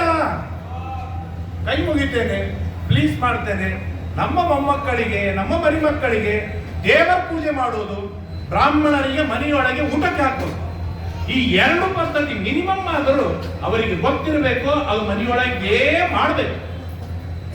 ಹಾಗೆ ಸಾಕಷ್ಟು ಹೇಳಿದಾಗ ಆಕಾಶರಾಜ ಆಶೀರ್ವಾದ ಮಾಡ್ತಾನೆ. ದೀರ್ಘಾಯುರ್ಭವ ಗೋವಿಂದ ಶ್ರೀನಿವಾಸ, ದೀರ್ಘವಾದ ಆಯುಷ್ಮಂತನಾಗೋ ಮಾರಾಯ ಅಂತ ಆಶೀರ್ವಾದ ಮಾಡ್ತಾನೆ. ತಕ್ಕ ಕಾಲಕ್ಕೆ ಮಾಡಬೇಕಾದ ಆಶೀರ್ವಾದಗಳು ಗೊತ್ತಿರಬೇಕು. ಯಾಕೆ ಆಕಾಶರಾಜ ದೀರ್ಘಾಯುರ್ಭವ ಅಂತ ಆಶೀರ್ವಾದ ಮಾಡಿದ? ತನ್ನ ಮಗಳನ್ನು ಕೊಟ್ಟಾನ. ಅಲ್ಪಾಯುಷಿ ಆದ್ರೆ ಹೆಂಗದು? ಬೇಡ ಮಾರಾಯ, ಸುದೀರ್ಘವಾದ ಆಯುಷ್ಮಂತನಾಗು. ನಮಸ್ಕಾರ ಮಾಡಿಸ್ಕೊಳ್ಳಿಕ್ಕೂ ಬರಬೇಕು, ಮಾಡಿಸ್ಕೊಳ್ಳಿಕ್ಕೆ ಬೇಕು. ಅದು ತಂದೆ ತಾಯಿಗಳ ಹಿರಿಯರ ಹಕ್ಕು. ಅದು ಅದೇ ರೀತಿಯಾಗಿ ಪ್ರೀತಿಯಿಂದ ಅಂತಃಕರಣದಿಂದ ಚೆನ್ನಾಗಿ ಅನಿಸಬೇಕು. ಆರೋಗ್ಯವಂತನಾಗು, ಆಯುಷ್ಮಂತನಾಗು, ಸೌಭಾಗ್ಯವಂತನಾಗು, ಸುಖವಂತನಾಗು, ಸಮೃದ್ಧಿ ಉಳ್ಳವನಾಗು, ಉತ್ತಮ ಸಂತಾನವನ್ನು ಪಡೆಯುವವನಾಗು, ಅತ್ಯುತ್ಕೃಷ್ಟವಾದ ವಿವಾಹ ಸಂಪನ್ನನಾಗು. ನಾನಾ ತರಹದ ಆಶೀರ್ವಾದಗಳನ್ನು ಮಾಡುವ ಕೌಶಲವನ್ನು ಪಡೆದಿರಬೇಕು. ಹಾಗೆ ಆಶೀರ್ವಾದವನ್ನು ಮಾಡ್ತಾನೆ. ಮಾಸಾಂತೆ ಗಚ್ಚ ಗೋವಿಂದ, ಒಂದು ತಿಂಗಳು ಬಿಟ್ಟು ಹೊರಡಲ್ಲ ಅಂತ ಮತ್ತೆ ಬೇಡಿದಾಗ, ಇಲ್ಲ ನನಗೆ ಬಹಳ ಕೆಲಸವಿದೆ, ನಾನು ಹೊರಡಬೇಕು ಆಕಾಶರಾಜ, ಮತ್ತೆ ಬರ್ತೇನೆ ನಾನು. ಯಾಕೆ ಹೇಳಿದೆ ಶ್ರೀನಿವಾಸ ಅಂದ್ರೆ, ಮೊಟ್ಟ ಮೊದಲನೇ ದಿನ ಬಿಸಿ ಬಿಸಿ ನೀರು ಎಣ್ಣೆ ಹಚ್ಚಿ ಕಾಯಿಸಿ ಎರಿತಾರೆ. ಎರಡನೇ ದಿವಸ ಅಲ್ಲಿ ಬಟನ್ ಹಾಕ್ರಿ ಬಿಸಿನೀರು ಬರ್ತದ ನೋಡ್ರಿ ಅಂತ. ಇನ್ ಮೂರನೇ ದಿವಸ ಯಾಕೋ ಸ್ವಲ್ಪ ಗೀಸರ್ ಎಡವಟ್ಟಾಗಿದ್ರಿ, ಅಲ್ಲೇ ನೀರ್ನೇ ಊಹಿಸ್ಬಿಡ್ರಿ ಅಂತ. ಇನ್ ನೀರೇ ಇಲ್ಲ ಅನ್ನೋದ್ರ ಖಾಲಿ ಮಾಡ್ಬೇಕು.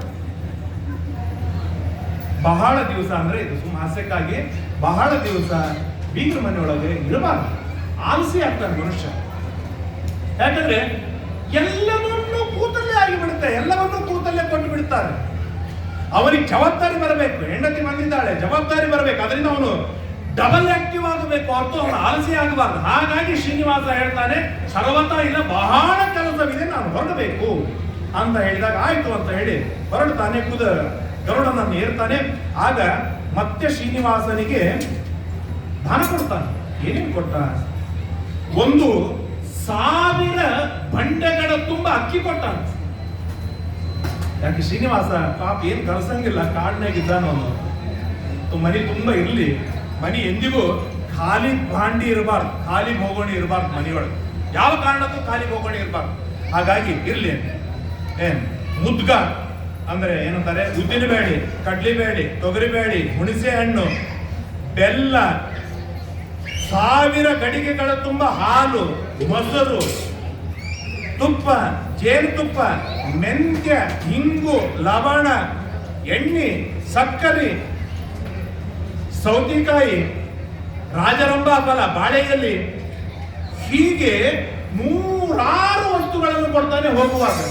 ಇವತ್ತು ಒಂದು ವಸ್ತು ಕೊಡ್ತಾರೆ ಹೋಗುವಾಗ, ಏನು ಡಬ್ಬಿ ತುಂಬಾ ಬಿಸಿಬೇಡಬಾರ್ದು, ಮೊಸರನ್ನ ಮಾಡಿಕೊಡ್ತಾರೆ, ಮಜಾ ಮಾಡ್ರಿ ಅಂತ ಹೇಳೋದು. ಅಲ್ಲೆಲ್ಲ ಹಾಗೆಲ್ಲ ಅಲ್ಲ, ಅಡಿಗೆ ಮಾಡ್ಕೊಳ್ತೀನಿ, ಶುದ್ಧವಾಗಿ ತಿನ್ಬೇಕು ಮಗನೇ, ಮೊದಲನೇ ದಿವಸ ಕಾಂಡೊಳಗೆ ತಿಂದ್ರೆ ಹೆಂಗ ಅಂತ ಹೇಳಿ ಸಮೃದ್ಧವಾಗಿ ಕೊಟ್ಟ. ಆಕಾಶರಾಜ ಬೆನ್ನತ್ತೆ ಅಲ್ಲಿವರೆಗೆ ಬಂದಿದ್ದಾನೆ. ಆಗ ಶ್ರೀನಿವಾಸ ಹೇಳ್ತಾನೆ, ಆಕಾಶರಾಜ ವಯಸ್ಸಾಗಿದ್ದೇವ ಮಾವ, ಬಹಳ ಎಷ್ಟು ದೂರ ಬರ್ತೀನಿ ನೀನು, ಸಾಕು ಇಲ್ಲೇ ಇರು, ನಾವು ಹೊರಡುತ್ತೇವೆ, ಏನಾದ್ರು ಬೇಕಿದ್ರೆ ಕೇಳೋ ಮಾರಾಯ, ನಾನು ಕೊಡ್ತೇನೆ ಅಳಿಯ ಅಂತ ಹೇಳಿದಾಗ ಶ್ರೀನಿವಾಸ ಆಕಾಶರಾಜ ಹೇಳ್ತಾನೆ, ಭಕ್ತಿಂದೇ ಚಚಲಾಂ ಕೃಷ್ಣ, ನನಗೆ ಇನ್ನು ಏನು ಬೇಡ, ನನಗೆ ನಿನ್ನ ಪಾದಾರ ಬಿಂದಗಳಲ್ಲಿ ಅವಿರತವಾದ ಭಕ್ತಿಯನ್ನು ಕೊಡು, ಬೇರೆ ಏನ್ ಬೇಡ ಅಂತ ಹೇಳಿದರೆ, ಭಕ್ತಿಯನ್ನು ಬೇಡಿದ ಶ್ರೀನಿವಾಸ ಸಾರೋಪ್ಯವನ್ನೇ ಕೊಟ್ಟು ಅನುಗ್ರಹವನ್ನು ಮಾಡ್ತಾನೆ. ಮುಂದೆ ನನ್ನ ರೂಪವೇ ನಿನಗೆ ಬರುತ್ತೆ ಹೋಗು ಅಂತ ಆಶೀರ್ವಾದವನ್ನು ಮಾಡ್ತಾನೆ. ಆಗ ಆ ವಸುದಾನ ಬರ್ತಾನೆ, ಮಾಮ ಇಷ್ಟೆಲ್ಲ ತಗೊಂಡ ನನಗೇನಾದ್ರೂ ಕೊಡ್ತಾನೇನು ಅಂತ ಹೀಗೆ ಕಣ್ಣರಳಿಸಿ ನೋಡ್ತಾ ಇರುವಾಗ ಮೈ ಮೇಲೆ ಹೊದ್ದುಕೊಂಡ ವಸ್ತ್ರವನ್ನು ಆ ವಸುದಾನನಿಗೆ ಕೊಡ್ತಾನೆ. ಆ ವಸುದಾನ ಉದ್ಧಾರ ಆಗಿ ಹೋಗಿಬಿಡ್ತಾನೆ. ಅದಾದ್ಮೇಲೆ ಶ್ರೀನಿವಾಸ ಮುಂದೆ ಹೊರಟಿದ್ದಾನೆ. ಹೀಗೆ ತಿರುಗಿ ನೋಡ್ತಾನೆ, ಗರುಡನ ಮೇಲೆ ಎತ್ತರದೊಳಗಿದ್ದ, ತಿರುಗಿ ನೋಡಿದ.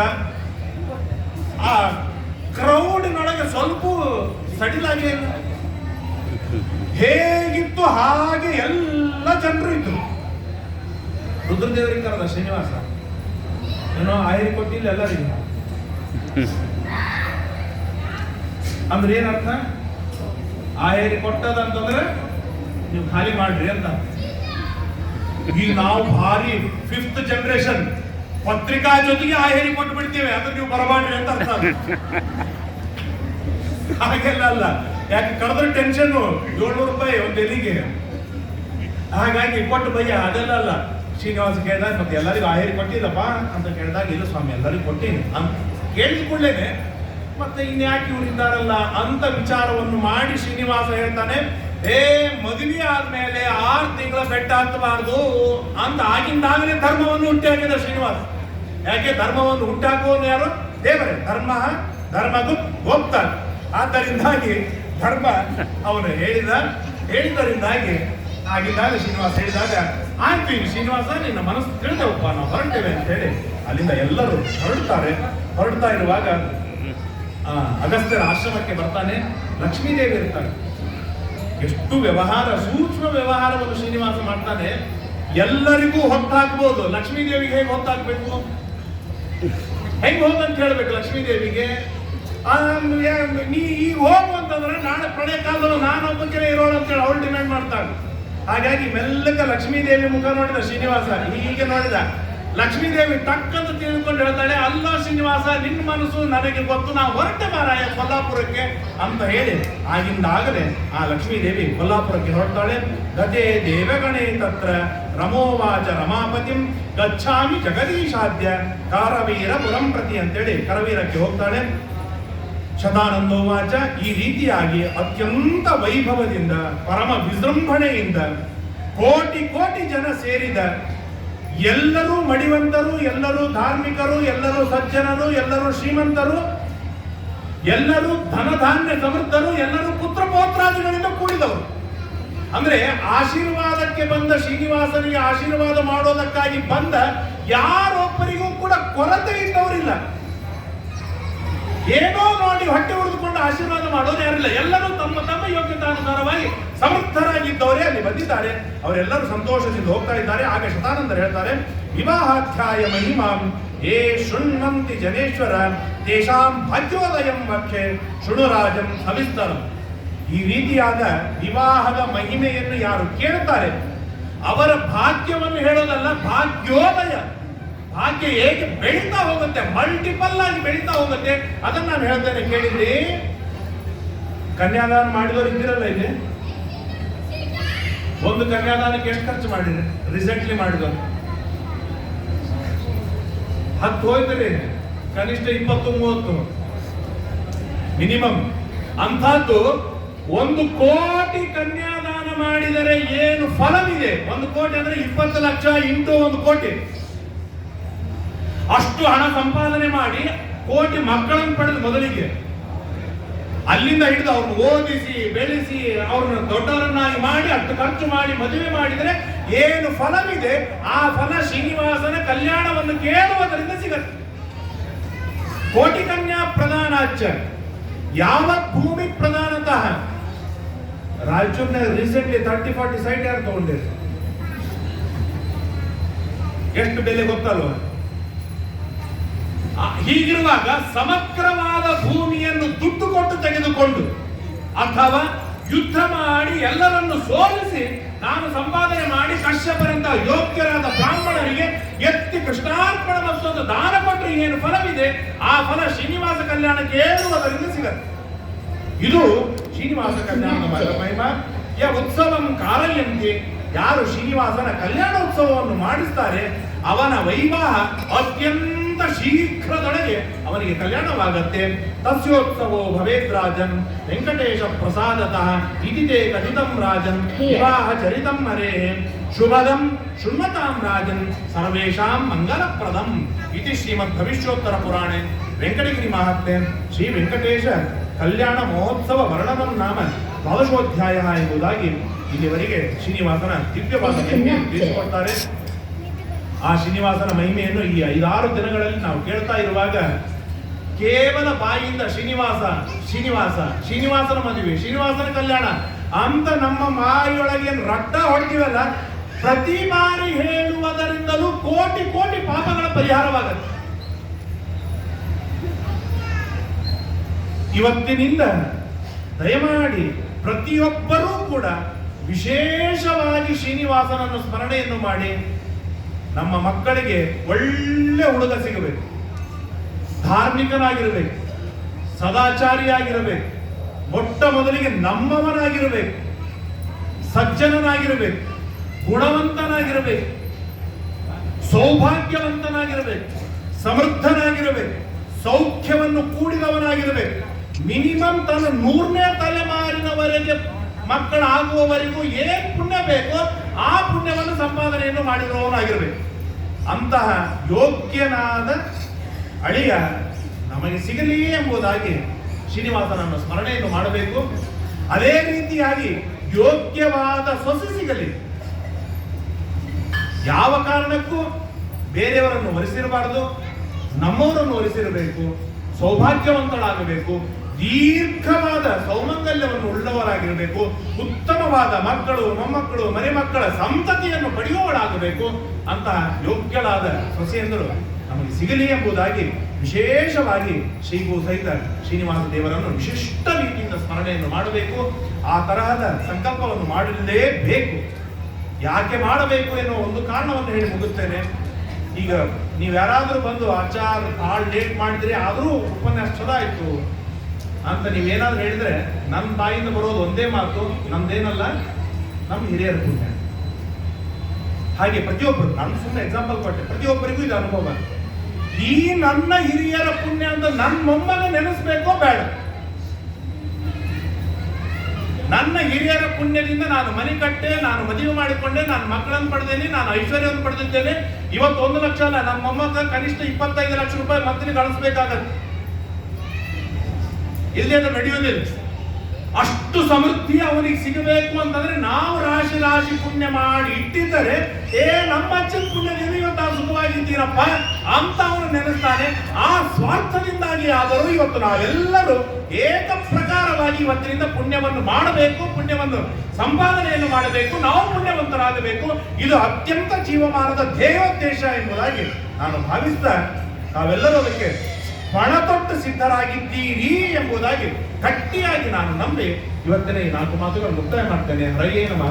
ಶ್ರೀಕೃಷ್ಣಾರ್ಪಣ ಮತ್ತು ಯಸ್ಸರ್ವಗುಣ ಸಂಪೂರ್ಣ ಸರ್ವದೋಷ ವಿವರ್ಜಿತ ಪ್ರಿಯತಾಂ ಪ್ರೀತಯೇ ಬಾಲಂ ವಿಷ್ಣುರ್ಮೇ ಪರಮಸ್ಸರತ ಅನೇನ ಭಾವಿ ಯತ್ಪುಣ್ಯಂ ತದಾಪ್ನೋದು ಗುರುರ್ನಮ. ಶ್ರೀಕೃಷ್ಣಾರ್ಪಣ ಮತ್ತು NGO ಕಾಲನಿ ವೆಂಕಟೇಶ ದೇವರ ಒಂದು ವಿಶಿಷ್ಟವಾದ ದೇವಸ್ಥಾನ. ಸುಷಮೀಂದ್ರ ತೀರ್ಥರು ಪ್ರತಿಷ್ಠಾಪನೆಯನ್ನು ಮಾಡಿ ದಿವ್ಯವಾದ ಸನ್ನಿಧಾನವನ್ನು ಇಲ್ಲಿ ತಂದು ಇಟ್ಟಿದ್ದಾರೆ. ಇಲ್ಲಿ ಮಾಡುವ ಅನೇಕ ಸೇವೆಗಳಿಂದ ಅನೇಕ ತರಹದ ಫಲಗಳನ್ನು ಪಡೆದವರು ಇದ್ದಾರೆ ಎಂಬುದಾಗಿ ನಾವು ಹೇಳ್ತೇವೆ. ವಿಶೇಷವಾಗಿ ಆ ಸುಷಮೀಂದ್ರರಿಗೆ ಜ್ಞಾನದೊಳಗೆ ಎಷ್ಟು ಅಭಿರುಚಿ ಇತ್ತು ಅಂತಂದ್ರೆ, ಇಲ್ಲಿ ಉಳಿದ ಕಾರ್ಯಕ್ರಮಗಳು ಮತ್ತು ಸಂಸ್ಥಾನ ಇದ್ದ ಮೇಲೆ ಉಳಿದ 100 ಕಾರ್ಯಕ್ರಮಗಳು ಇದ್ದೇ ಇರುತ್ತೆ, ಬರಬೇಕು, ಹೋಗ್ಬೇಕು, ಎಲ್ಲ ಆಗಬೇಕು. ಆದರೆ ಅದರ ಜೊತೆಗೆ ನಿತ್ಯ ಬ್ರಾಹ್ಮಣರಿಗೆ ಊಟವಾಗುತ್ತೆ, ಮೇಲಿಂದ ಇಲ್ಲಿ ಪ್ರವಚನವಾಗುತ್ತೆ. ಈ 2 ಏನು ಮಾಡಿದ್ದಾರೆ, ಇದು ಸುಷಮೀಂದ್ರ ತೀರ್ಥರು ಮಾಡಿದ ದೊಡ್ಡದಾಗಿರ್ತಕ್ಕಂಥ ಉಪಕಾರ ಎಂಬುದಾಗಿ ಆ ಮಹಾಸ್ವಾಮಿಗಳವರನ್ನು ವಿಶೇಷವಾಗಿ ನೆನೆಸ್ತೇನೆ. ಅವರ ಅನುಗ್ರಹದ ಬಲದಿಂದ ನಮ್ಮ ಕಮಿಟಿಯ ಇಲ್ಲಿ ಪ್ರತಿ ಬಾರಿ ಅಧ್ಯಕ್ಷರು ಬದಲಾಗಿರ್ತಾರೆ, ಅದರಿಂದ ಯಾರು ಗೊತ್ತಿಲ್ಲ ನನಗೆ. ಅದೇ ಅಂತೂ ನಾ ಬಂದಾಗಂತೂ ಅಂತೂ ಆ ಅಧ್ಯಕ್ಷರಿಂದ ಹಿಡಿದುಕೊಂಡು ಆ 15-16 ಜನ ಏನು ಕಮಿಟಿಯವರಿದ್ದಾರೆ ಎಲ್ಲರೂ ಕೂಡ ಏಕಶ ಬ್ರಾಹ್ಮಣರಿಗೆ ಭೋಜನಕ್ಕೆ ಅನುಕೂಲವನ್ನು ಮಾಡ್ತಾರೆ. ಶುದ್ಧವಾದ ಮಡಿ ಆಗುವುದಕ್ಕೆ ಎಷ್ಟು ಪ್ರಯತ್ನ ಬೇಕೋ ಅಷ್ಟು ಪ್ರಯತ್ನವನ್ನು ಮಾಡ್ತಾರೆ. ಅದರಿಂದಲೇನೆ ಈ ಸಂಸ್ಥೆಗೆ ಹಿತವಾಗಿದೆ, ಈ ಅಗಲವಾಗಿದೆ, ಈ ಸಂಸ್ಥೆ ಸಮೃದ್ಧವಾಗಿ ಬೆಳೀತಾ ಇದೆ. ಇನ್ನೂ ಹೆಚ್ಚಿನ ಮಟ್ಟದೊಳಗೆ ಬ್ರಾಹ್ಮಣರಿಗೆ ಶುದ್ಧವಾದ ಅನ್ನದಾನವಾಗುತ್ತೆ. ಬಂದ ಆಚಾರ್ಯಗಳಿಗೆ ನಾವು ದುಡ್ಡು ಇಸ್ಕೊಳ್ಳೋದಿಲ್ಲ ಅಂತ ಹೇಳಿ ಅನ್ನದಾನವನ್ನು ಮಾಡೋಣ. ಆ ಅನ್ನದಾನದಿಂದ ಅಕ್ಷರಶಃ ಹೇಳ್ತೇನೆ, ಇದು ಬರೀ ಸಿಮೆಂಟ್ ಉಳಿದದಲ್ಲ, ಖಾಲಿ ಇಲ್ಲಿ ಅನ್ನದಾನವಾಗಲಿ, ಬೆಳ್ಳಿ ಕವಚ ಹಾಕಿಸ್ತೇನೆ. ಇದು ಅತ್ಯಂತ ಭರವಸೆ ವಿಶ್ವಾಸದಿಂದ ನಾನು ಹೇಳ್ತೇನೆ, ನಾನು ಅನುಭವಿಸಿದ್ದು ಹೇಳ್ತೇನೆ. ಇದು ಅನ್ನದಾನದ ದಿವ್ಯವಾಗಿರ್ತಕ್ಕಂಥ ಫಲ. ಆ ತರಹದ ಸೌಭಾಗ್ಯವನ್ನು ಎಲ್ಲರಿಗೂ ಬರಲಿ. ತಾವೆಲ್ಲರೂ ಏನೇನೋ ಪ್ರಾರ್ಥನೆಗಳನ್ನು ಇಟ್ಟುಕೊಂಡು ಇಲ್ಲಿ ಭಾಗವಹಿಸಿದ್ದೀರಾ. ವಿಶೇಷವಾಗಿ ಎಲ್ಲರಿಗೂ ಅನೇಕರಿಗೆ ವಿವಾಹ ಭಾಗ್ಯ ಆಗಬೇಕಾಗಿದೆ, ವಿವಾಹ ಸೌಭಾಗ್ಯ ಒದಗಿ ಬರಬೇಕಾಗಿದೆ. ಮಕ್ಕಳಿಗೋ ಅಥವಾ ಬಂದ ಯುವಕರಿಗೋ ಯುವತಿಯರಿಗೋ ಅವರಿಗೆಲ್ಲರಿಗೂ ಕೂಡ ಪರಮ ದಿವ್ಯವಾದ ಮಂಗಳಗಳಾಗಲಿ, ಉತ್ತಮವಾದ ಸಂತಾನಗಳಾಗಲಿ, ದೇವರು ಗುರುಗಳು ನಮಗೆಲ್ಲರಿಗೂ ವಿಶೇಷವಾದ ಅನುಗ್ರಹವನ್ನು ಮಾಡಲಿ. ಯಾರು ನಾವೆಲ್ಲ ಮೀನ್ಸ್ ಯಾರೆಲ್ಲ ರಿಟೈರ್ಡ್ ಆಗ್ಯಾರ ಅವ್ರು ನಿರಂತರವಾಗಿ ದೇವರ ನಾಮಸ್ಮರಣೆಯನ್ನು ಮಾಡಿ ರಾಶಿ ರಾಶಿ ಪುಣ್ಯವನ್ನು ಸಂಪಾದನೆಯನ್ನು ಮಾಡುವಂಥವರಾಗಲಿ ಎಂಬುದಾಗಿ ಮನಪೂರ್ವಕವಾಗಿ ಪ್ರಾರ್ಥನೆಯನ್ನು ಮಾಡ್ತೇನೆ. ತಡ ಆಯಿತು, ಏನಾದರೂ ತೊಂದರೆ ಆಗಿದ್ದರೆ ತೊಂದರೆ ಆಗಿದೆ. ಯಾಕಂದ್ರೆ ನನಗೆ ಟೆನ್ಷನ್ ಇದೆ, ಇಲ್ಲಿರುವ ಪ್ರತಿಯೊಬ್ಬರಿಗೂ ತೊಂದರೆ ಆಗಿದೆ. ಅದು ಕೊನೆ ದಿವಸ ನಂದೇ ಆಟ ಆದ್ರಿಂದಾಗಿ ನೀವೆಲ್ಲ ಅನಿವಾರ್ಯ ಕೇಳಲೇಬೇಕು. ಕೇಳಿದ್ದಿಲ್ಲ, ಯಾರು ಬೇಸರಿಕೆ ಮಾಡ್ಕೋಬೇಡಿ. ಕೂತಾಗ ದೋತ್ರ ಸೀರೆಗಳಿಗೆ ಮಣ್ಣು ಹಾಕ್ತಾರೆ, ಆ ಮಣ್ಣು ನೀವು ಯಾರು ಮನೆಗೆ ಒಯ್ಯೋದಿಲ್ಲಲ್ಲ, ಇಲ್ಲೇ ಜಾಡಿಸಿ ಹೋಗ್ಬಿಡ್ತಲ್ಲ. ಹಾಗೆ ನನ್ನಿಂದ ಏನಾದ್ರೂ ಬೇಸರಿಕೆ ಆಗಿದ್ದರೂ ಇಲ್ಲೇ ಜಾಡಿಸಿಬಿಡಿ. ತಪ್ಪಿ ಏನಾದ್ರೂ ದೇವರಿಗೆ ಕೈ ಮುಗಿಬೇಕು ಅಂತ ಮನಸ್ಸಿನಲ್ಲಿ ಬಂದಿತ್ತು ಅಂತ ಆಗಿದ್ದಾರೆ, ತಪ್ಪಿ ಏನಾದ್ರೂ ಒಂದು ಸಣ್ಣ ಧರ್ಮವನ್ನು ಮಾಡಬೇಕು ಅಂತ ಏನಾದ್ರೂ ಮನಸ್ಸಿನೊಳಗೆ ಬಂದಿತ್ತು ಅಂತಂದ್ರೆ ಈ 6 ದಿನದ ಉಪನ್ಯಾಸ ಪರಿಪೂರ್ಣ ಮಟ್ಟದಲ್ಲಿ ಸಾರ್ಥಕ ಎಂಬುದಾಗಿ ನಾನು ಭಾವಿಸ್ತೇನೆ. ಶ್ರೀಕೃಷ್ಣ ವೆಂಕಟೇಶೋ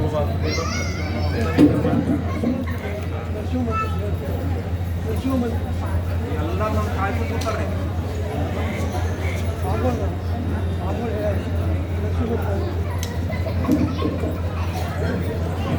ಇನ್ನೊಂದು ಸೂಚನೆ, ಈಗ ಬಹಳ ಕೆಟ್ಟ ಕಾಲ ಬರ್ತಾ ಇದೆ. ಅನೇಕ ತರಹದ ಗ್ರಹಗತಿಗಳಿಂದ ಅನೇಕ ತರಹದ ಏನಂತಾರೆ ಅಪಾಯಗಳು ನಮಗೆ ಬರ್ತಾ ಇದೆ. ಈಗ ನಿನ್ನೆ ಏನಂತಾರೆ ಏನ್ ಯುದ್ಧ ಪ್ರಾರಂಭವಾಗುತ್ತೋ ಗೊತ್ತಿಲ್ಲ. ಅಲ್ಲಿ ಆಗಿನ ಕಾಲದೊಳಗೆ ರಾಜರುಗಳು ಸ್ವಯಂ ತಾವು ಪುಣ್ಯವಂತರಾಗಿದ್ದರು, ಧಾರ್ಮಿಕರಾಗಿದ್ದರು. ಆದ್ದರಿಂದಾಗಿ ಪಾಂಡುರಾಜ, ಧರ್ಮರಾಜ ಮೊದಲಾದವರು ತಮ್ಮ ಪುಣ್ಯದ ಧರ್ಮದ ಬಲದಿಂದಲೇ ಗೆದ್ದು ಬರ್ತಿದ್ರು. ಇವತ್ತು ಪುಣ್ಯ ಸಂಪಾದನೆ ನಾವು ಮಾಡಬೇಕಾಗಿದೆ. ಪ್ರತಿಯೊಬ್ಬ ಪ್ರಜೆಗಳು ಕೂಡ ನಾವು ಪುಣ್ಯ ಸಂಪಾದನೆಯನ್ನು ಮಾಡಿ ನಮ್ಮ ರಾಜನಿಗೆ ದಾರಿ ಎರೆದು ಕೊಡಬೇಕಾಗಿದೆ. ನಮ್ಮ ಸಮೃದ್ಧವಾಗಿರಬೇಕು, ನಮ್ಮ ರಾಷ್ಟ್ರ ಸಮೃದ್ಧವಾಗಿರಬೇಕು, ನಮಗೇನೂ ತೊಂದರೆಗಳಾಗಬಾರದು, ಅಧಾರ್ಮಿಕದೊಳಗೆ ಮನಸ್ಸು ಉಂಟಬಾರದು. ಒಂದು ದೇಶಕ್ಕೆ ಏನು ಶತ್ರುಗಳಿಂದ ಅಪಾಯವಾಗಬಾರದು. ನಮ್ಮ ಸರೌಂಡಿಂಗ್ ಶತ್ರುಗಳು, ಒಳಗಿನ ಶತ್ರುಗಳು, ಹಿತಶತ್ರುಗಳು, ನಮ್ಮಲ್ಲಿರುವ ಶತ್ರುಗಳು, ಯಾವ ಶತ್ರುಗಳ ಬಾಧೆಯೂ ನಮ್ಮ ಮೇಲೆ ಕಿಂಚಿತ್ತೂ ಆಗಬಾರದು ಎನ್ನುವ ಕಾರಣಕ್ಕಾಗಿ ಶ್ರೀ ಶ್ರೀ ಸತ್ಯಾತ್ಮತೀರ್ಥ ಶ್ರೀಪಾದಗಳವರು ನಿನ್ನೆಯ ದಿನವೇ ಎಲ್ಲರಿಂದಲೂ ಸಂಕಲ್ಪವನ್ನು ಮಾಡಿಸಿ ಮಿನಿಮಮ್ 300 ಬಾರಿಯಾದರೂ ನರಸಿಂಹ ನರಸಿಂಹ ನರಸಿಂಹ ನರಸಿಂಹ ನರಸಿಂಹ ಎಂಬುದಾಗಿ ಜಪ ಮಾಡಬೇಕು ಅಂತ ಹೇಳಿದ್ದಾರೆ. ಆದ್ದರಿಂದಾಗಿ ತಾವೆಲ್ಲರೂ ಇವತ್ತು ಗಟ್ಟಿಯಾದ ಪ್ರತಿಜ್ಞೆಯನ್ನು ಮಾಡೋಣ. ನಾನು ಮಾಡ್ತೇನೆ. ಯಾರಿಗೆ ನರಸಿಂಹ ಮಂತ್ರ ಜಪ ಉಪದೇಶವಾಗಿದೆ ಅವರು ಜಪ ಮಾಡಿ, ಯಾರಿಗೆ ಉಪದೇಶವಾಗಿಲ್ಲ ಕೇವಲ ನರಸಿಂಹ ನರಸಿಂಹ ಹೇಳಿ. ನರಸಿಂಹ ನರಸಿಂಹ ನರಸಿಂಹ ನರಸಿಂಹ ನರಸಿಂಹ ನರಸಿಂಹ ನರಸಿಂಹ. ಜೈ ಶ್ರೀ ನರಸಿಂಹ, ಜೈ ಶ್ರೀ ನರಸಿಂಹ, ಜೈ ಶ್ರೀ ನರಸಿಂಹ. ಯುದ್ಧದೊಳಗೆ ಗೆದ್ದು ಉತ್ಸಾಹವಿರಬೇಕು. ಜೈ ಶ್ರೀ ನರಸಿಂಹ, ಜೈ ಶ್ರೀ ನರಸಿಂಹ. ನಾವು ಗೆದ್ದು ತೀರ್ತೇವೆ. ಇಡೀ ಜಗತ್ತಿಗೆ ಹಿತವಾಗತ್ತೆ, ಜಗತ್ತಿಗೆ ಮಂಗಳವಾಗತ್ತೆ, ಎಲ್ಲರಿಗೂ ಒಳಿತಾಗತ್ತೆ. ಜೈ ನರಸಿಂಹ, ಜೈ ನರಸಿಂಹ.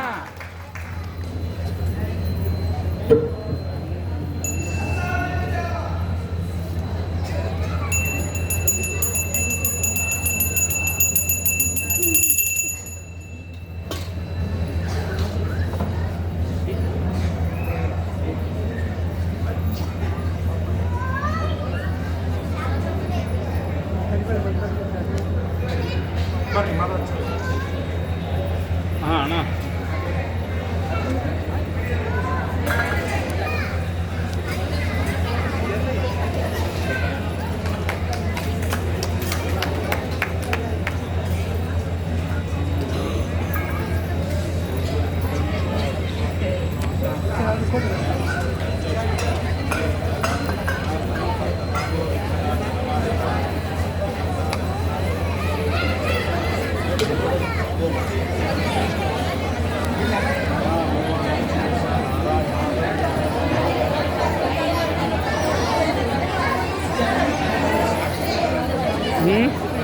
ಎರಡು ನಿಮಿಷ